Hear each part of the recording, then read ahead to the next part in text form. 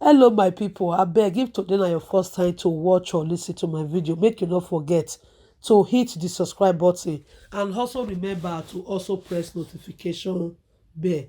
My fellow Nigerians, the one where some Nigeria people dey do now for this abroad, e no good for her again.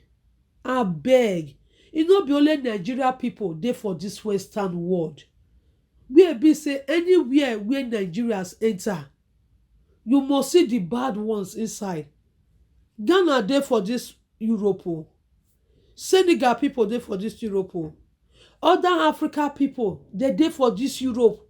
You no dey hear dem say dem dey fight for street of Europe. Nigeria own na dem go fight for street. Na dem, some of dem, na go dey do wetin e dey against the law. Why dem no go keep deporting some Nigerians wey no get document? Why? Make una ask me, my people. Just like all those two ladies now wey go dey fight for the streets of Italy, are they showing a good example to other Nigerians living in that Italy? And no. Are they bringing a good name to Nigeria people worldwide? And no. Wetin dem no fit do for their own country, many of dem come dey do am for abroad here. Instead of dem to know wetin make dem comot for Nigeria, but when dem go enter abroad, dem go dey disgrace themselves, dey go everywhere. Is this not shameful? Those bad ones go dey bring bad names to the responsible Nigerians. Wherever you go now, once you say you be Nigeria, the way oyibo go even take look you, Nigeria. There is nothing for this abroad wey be say dem dey call Nigeria people name put. If at all say you yourself, you dey responsible, you can't go get to meet oyibo wey don get bad experience with Nigeria people before. In fact, that oyibo go classify all of una to be the same. Imagine, when will all this nonsense stop? When will some of these Nigerians stop behaving like a illiterate, like people wey dey for forest, like animal wey dey for zoo? Even animal wey dey for zoo for Europe here, dem still dey coordinate themselves, dem still dey behave themselves. If dem no even get who dey control dem, most of those animals dem dey control themselves. But some of these Nigeria people wey come this abroad, whether na the ones wey from Libya enter Europe, I no gree know for them. There is no place where they go enter where they no go disgrace themselves. Boys go fight for street. Women, young girls go fight for street to the extent even pull their clothes away. This is terrible. The ones where they suffer all those things, where all those they do so. People wey really dey suffer from this thing where bad Nigerians they do so. Now the ones, the innocent one wey suffer sit down their own jejeje. Then where they for camp. The ones where go they pray, make God make e let the European government for the country where they dey, make they grant the document to stay. Those ones go hide themselves. The one wey no even ready to think about how their own life wan be for abroad here, they go dey fight, they go for street. Last wetin those ones do wey dey bad, you can't go affect the ones wey sit down their own, wey know wetin make dem comot for that Nigeria. Is this not terrible, my people? The good Nigerians, the responsible Nigerians, they shame for those ones wey no get shame for themselves. Imagine now, why oyibo no go ever treat Nigeria people like nothing? Why they no go ever treat them like say maybe they be slave? You wey comot from your old town, enter white man country, enter Europe here, instead of you to behave yourself, so that the better life wey you dey look for, you go get am. some of those ones where their head not like to balance for good place, they go dey disgrace themselves. Ask me wetin happen between these two ladies now, young girls wey dey fight for street.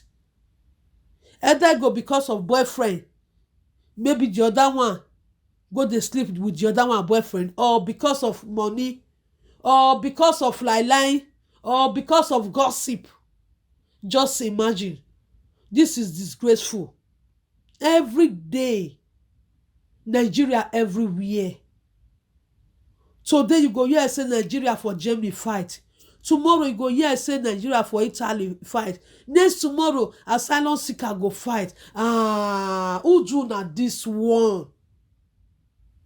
Who do some of una this one? Tomorrow, if Oyibo no come give una document now, una go say, no, German government too wicked. No, Italian government too wicked. Una forget, say, now una no sense wey una dey do everywhere wey una dey go. Now Oyibo dey see. E dey dey for their record. And you come expect, say, make Oyibo people retain such people in their own country? If not because of, say, this Europe where we all dey, my fellow Nigerians, say, Oyibo really dey coordinate or they really organize their country. They no dey take nonsense. Trust me, you yourself, you know wetin I dey try to talk. Nigeria people for don make this Europe to be like Nigeria. They for don turn am upside down. But God so kind, the nonsense wey they do for Nigeria, because say Nigeria no get law. You cannot do it here. If you do it here, you go see anyhow. I think say with time, they need to dey treat all those people where they fight for street F. Immediately police come, police go arrest them. In fact, the paper wey they get, if they wait for their citizenship before, they go cancel am for them not to get their citizenship because of behaving arrogantly on the streets of Europe. At least that they fight. They say if two people they fight, the third person will go reach there, go separate. Those people that they fight, they even see Oyibo wey stand. Now wash, they see Oyibo wey stand, say make it separate them. For them to just offer, just okay, stop that fight. The other one carry a bag, waka go. The other one, you carry your bag, face your different direction. If una friendship wan end there, make it end there. Because after all, na fight na take end una friendship if they be friends. I no gree know the two people wey dey fight so. Una forget say this abroad wey we dey so, as you dey fight, if you be person wey get sense, you see person wey separate you, Oyibo person come out come separate you, you go get luck. You know say your head good. Otherwise, you go fit fight for a whole day. Oyibo, they no go separate you, Even some darky black person wey go even see you, say you yourself, you dey fight with your fellow black, they go waka pass you.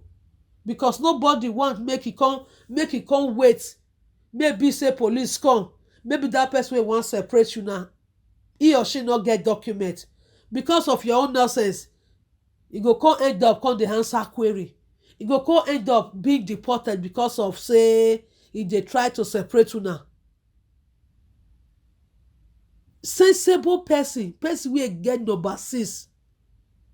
Whenever you have fighting, you see somebody that separates you, walk away.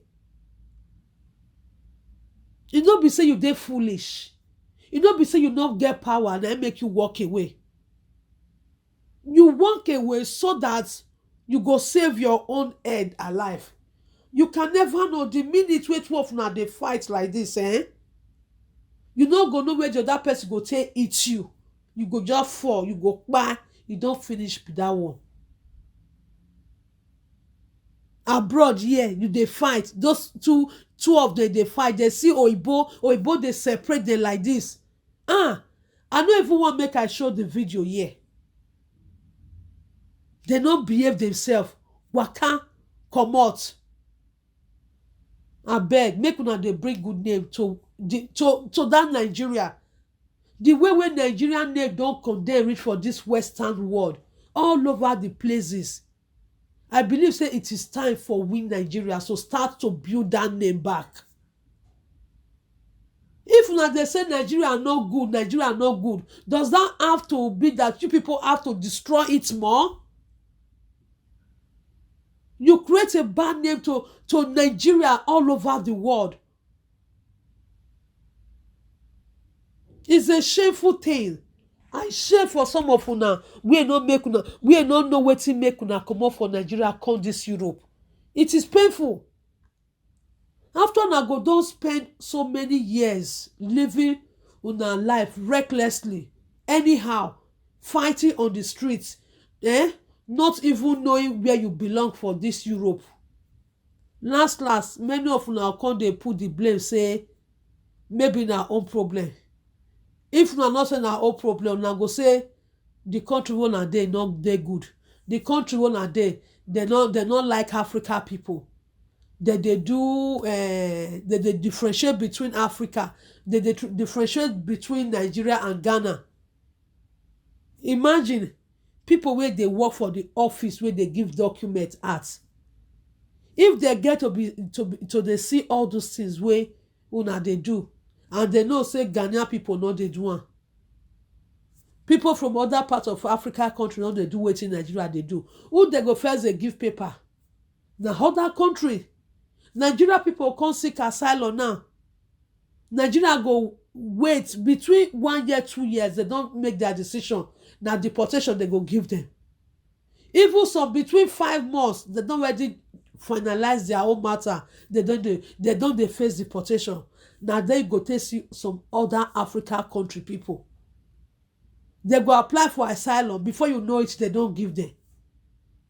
The numbers of people wey they refuse their asylum for other country, for other Africa people, now few.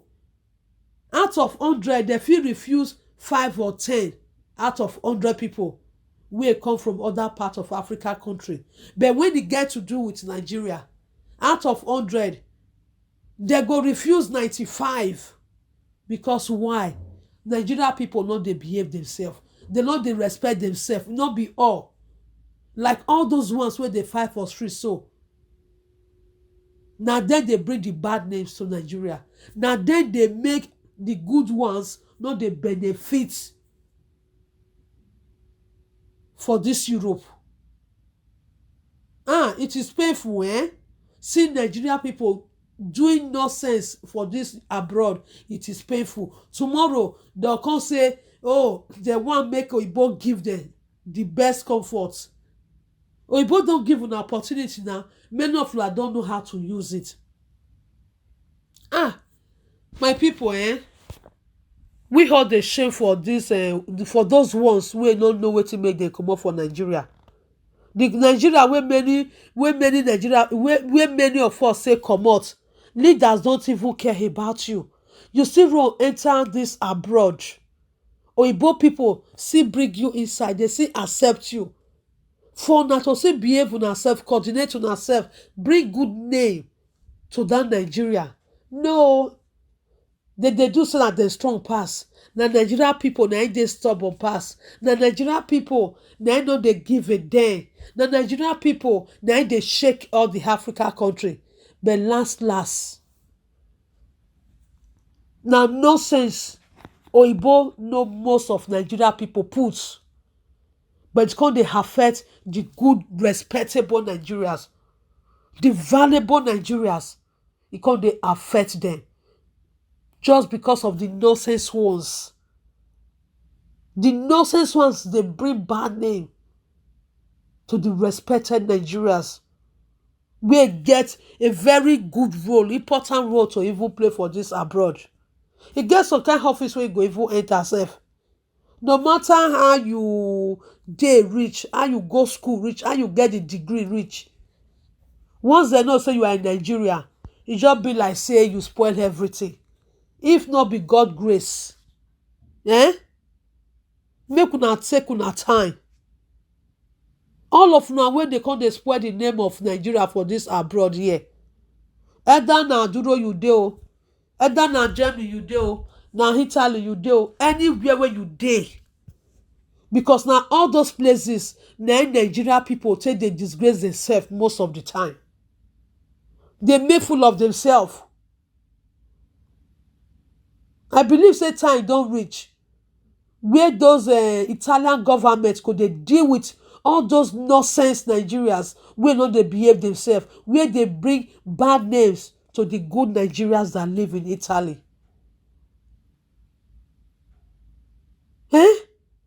People wey na come meet for country, e no be today. Italy dey there. Many years ago, respected people dey for that Italy. But all those ones wey fit manage cross this Libyan erosion enter Italy, they come dey bring bad name, they come dey give the good ones wey don live there for years. If to say na so, the ones wey first dey there take live their life, dey fight for street, do you think many people will still be living there up to today? Una think say many of all those old Africa people wey don travel, don go there for so many years, una think say they go get the this thing, the opportunity wey they get there now? Those little ones don dey spoil the name of that country. Dey spoil the name of Germany. I no even gree know why wey that Italy even get to get border with this thing, whether na Libya or so. E be like say na Italy get boundary with the sea. At least they go dey rescue them every time, yet they no dey appreciate. It's time for Italian government to deal with all those people wey those Nigeria people wey dey try to condemn the name of the country there. So my people, now they just see this one, just say okay, make I bring am come this my YouTube channel and to make una see wetin some Nigeria people dey do for this abroad, this Europe wey we all dey so.